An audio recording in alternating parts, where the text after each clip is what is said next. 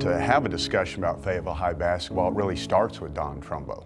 He was on the scene before even Coach Kretschmeyer. So in 1948, Don won the first state championship at Fayetteville. And in '49, they didn't have all the guys back, but they still won the second state championship with Don there. And then Fayetteville, the history of Fayetteville is we've won 6 state championships. The first 4 had at least one Trumbo on it. That shows you the influence that Don Trumbo had on this basketball, program. Don was 3 years older than I, maybe 3.5. He was about 6'4", 6'5", and well built, so he was quite a bit taller than a lot of the players. He was a really good athlete. We didn't know the things that we know now about techniques, so a lot of it was just raw natural ability.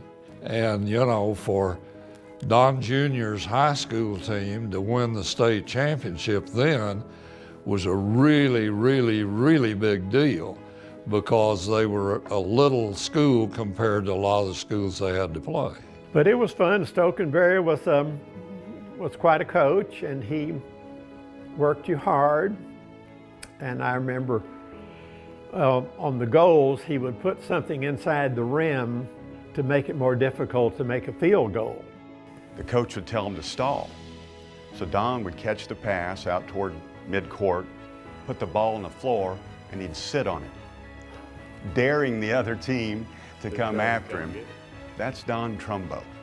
He played college basketball for Glenn Rose. Glenn was a big defensive coach, and you had to be able to play defense. And Don was a really, really good defensive player. In high school, he was always regarded as kind of wild, because what he really was irreverent. He paid no attention to society's conventions. He was a natural iconoclast and remained that way all of his life. Don was blunt. Don was straightforward. Don was not politically correct. One of the greatest communicators that I've ever known. Don could say more in 5 words than a lot of people say in 100. He decided, almost as a one-man army, that the system of city government needed to be changed.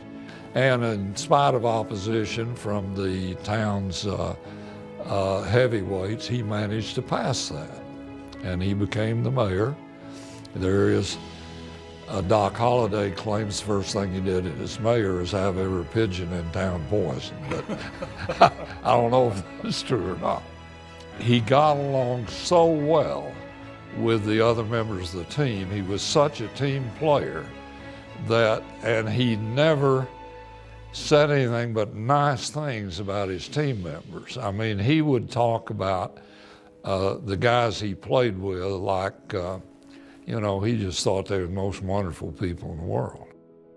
So not only was he a great basketball player, great athlete, great stockbroker, but Don was involved in the community and giving back, and he was the chairman of the Boys and Girls Club. So he was always teaching and showing how to get involved, how to give back. He was just a leader. He was an infectious leader. You wanted to be with him, you wanted to follow him. It wouldn't be a Hall of Greats without Don Trumbo.